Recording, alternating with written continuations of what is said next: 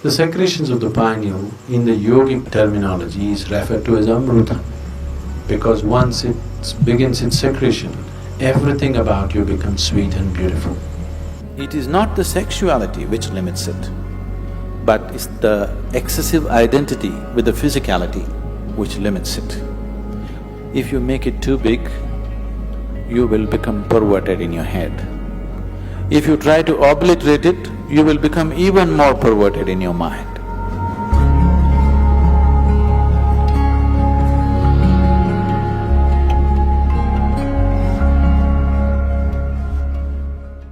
A 92-year-old man went to his doctor for a full medical checkup. The doctor checked him up and he said, "Hey, old boy, for your age you're doing great, everything is just fine with you." But the man asked, "But doctor, what about my sex life?" So the doctor asked, "Thinking about it or dreaming about it?"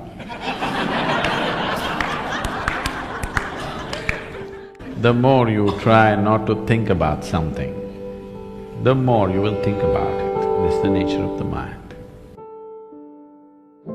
So there are many reasons why one indulges in sex. For some, it is just pleasure. For some, it is a way of building this bond and companionship. Otherwise, people feel they're going away from each other. They may be just fine, but a lot of people, it is psyched in their mind that if they're not sexually involved, they're actually moving away. Not true. You can be very close to somebody and need not be involved in any physical manner, isn't it? But societies are psyching, especially in this part of the world, people are hugely psyched.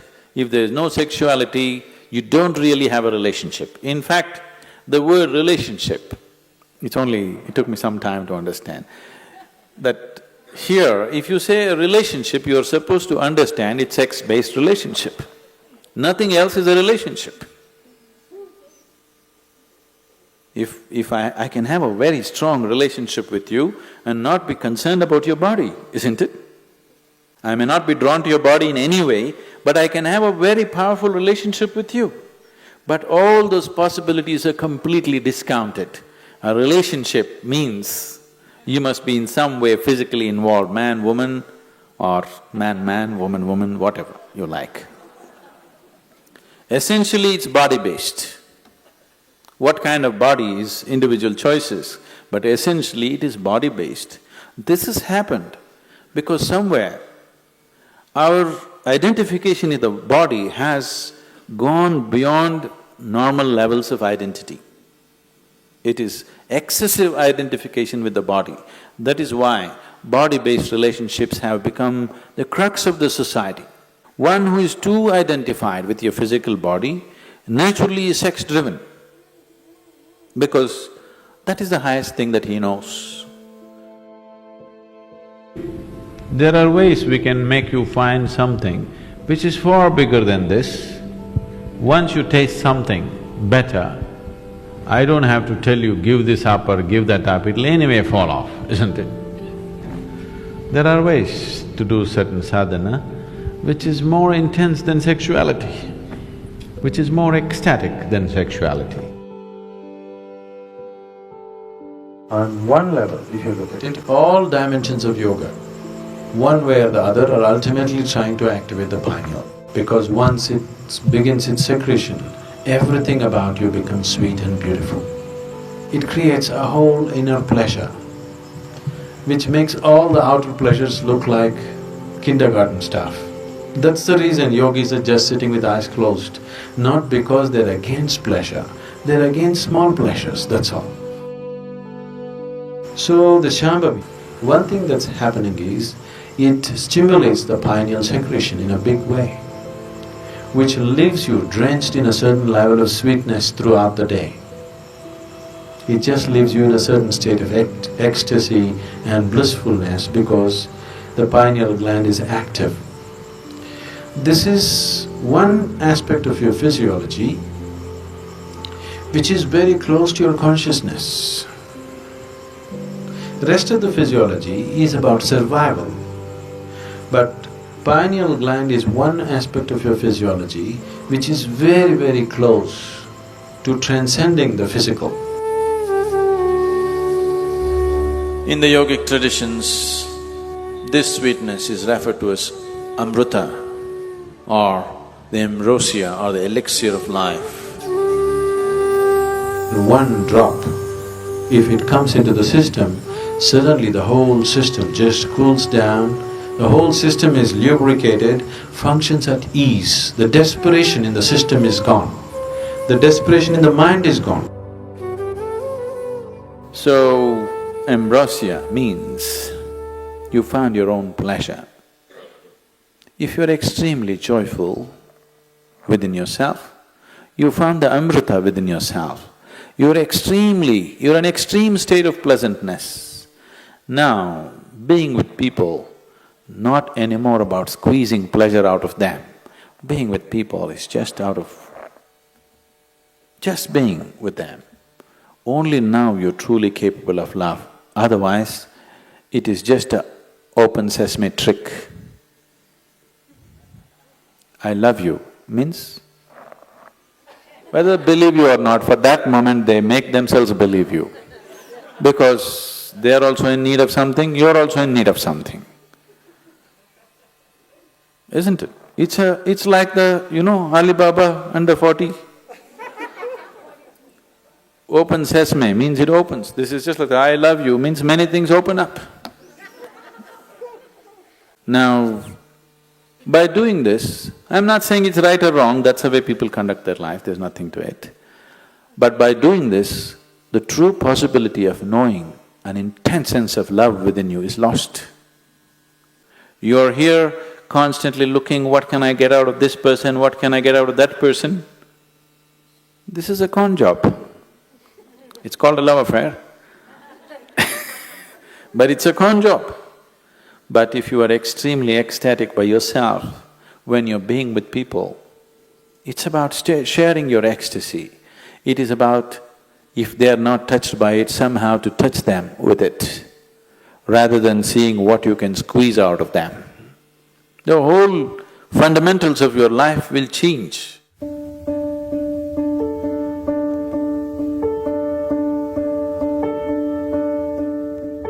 Yes and no. In the sense, it is not the sexuality which limits it, but it's the excessive identity with the physicality which limits it.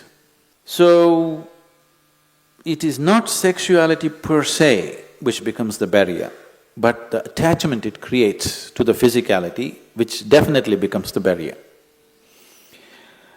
This question is coming from a certain amount of bits and pieces, the gossip that you have heard about how you could assimilate your own semen and raise it up to your higher possibility. Yes, it is true. At the same time, it is not because of abstinence that one does it, it is because of internalizing your energies that you do it. It is not simply that somebody is abstaining from sex and suddenly his energies are all organized and it's going up. It's not true. If your energies get organized and begin to move up, the need for sexuality may evaporate for you, but it doesn't leave you incapable.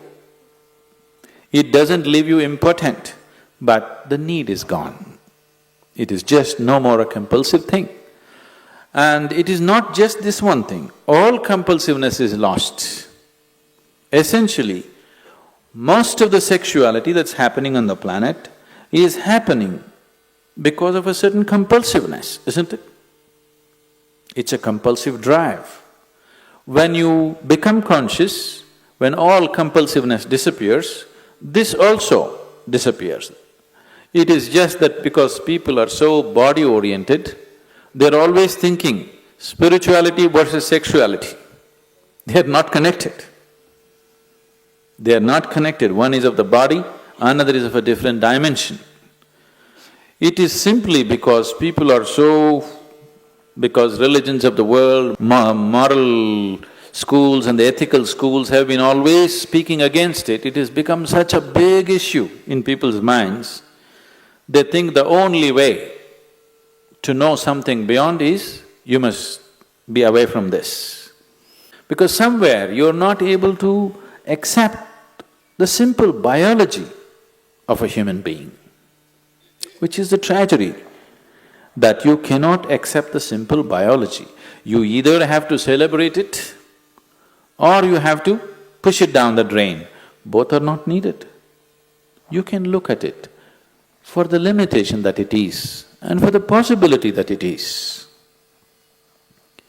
So, if because of the impurity of sex, your spirituality is going to get disturbed, I want you to know that your very birth is impure.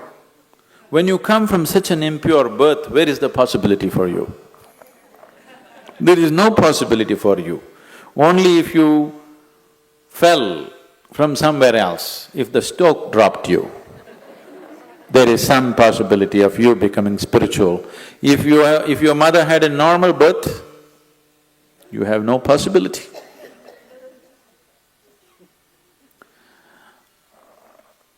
A 6-year-old girl came home one day from school and asked, "Mama, how was I born?" The mother was embarrassed. She said, "A stoke dropped you." She said, "Okay." She noted down. "Mama, how were you born?" "A stoke dropped me too." "Mama, how was grandmama born?" "A stoke dropped her too." Then the girl became serious and she went down and sat down and started writing something in her homework. Then the mother was feeling uncomfortable, she finished her cooking and then the girl had finished her homework and left the book there, she went and read. So the essay was about the family tree. So the girl had written, "For 3 generations in my family, nobody had a natural birth."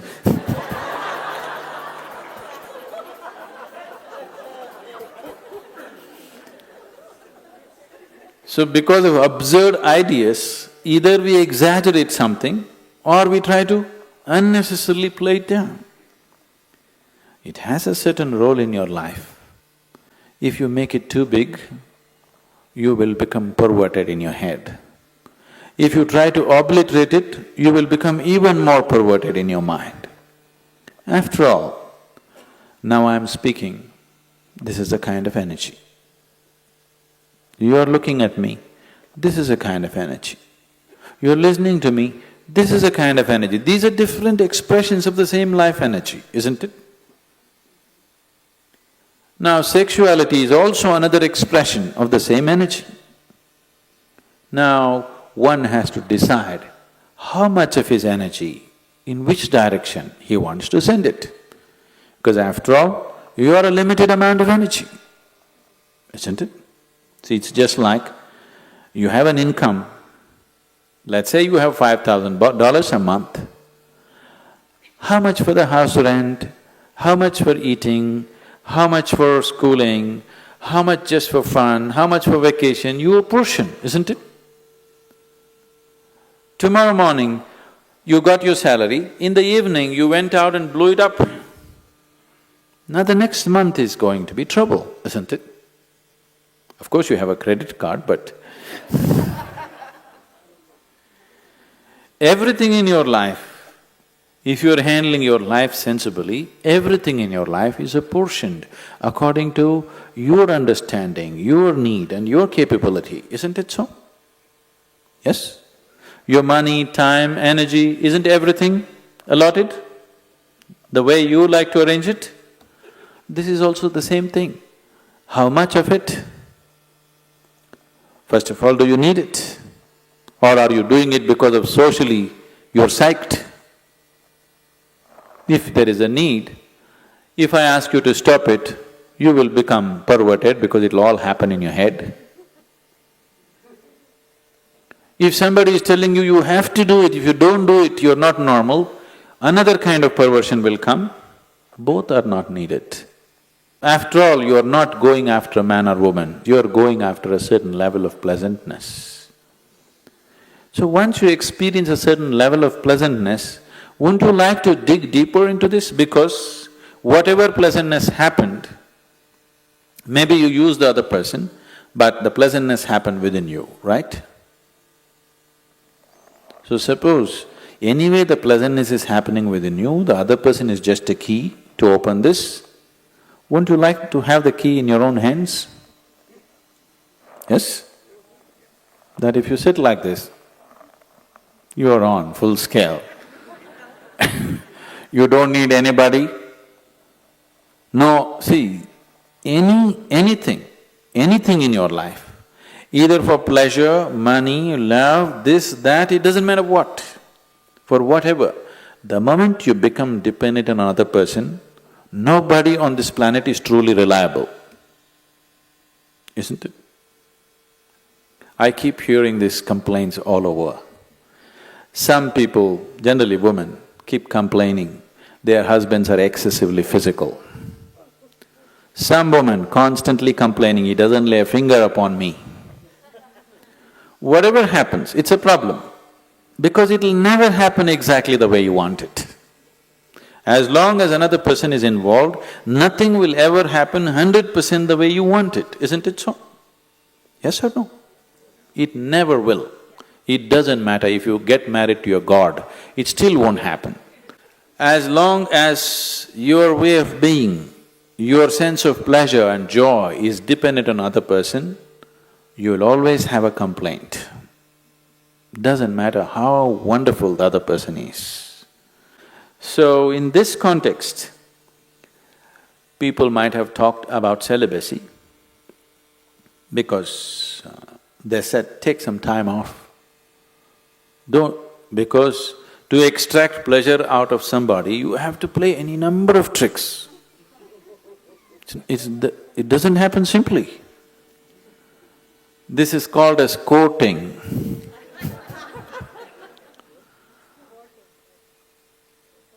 Once you go to the court, the judgment day will come. It takes enormous amount of time, effort, energy, and all kinds of other things, frustrations, jealousies, problems, everything attached to it. So somebody said, take time off from those things and see if this could be internally generated, and then being with people will become more out of your love than out of your need, which is definitely a better way to be with people, isn't it? It is definitely a better way of honoring another human being, isn't it so? Give this a little more attention. Instead of paying attention to that one and that one and that one, give this one a little more attention. It will produce much more pleasure than any other one can produce for you.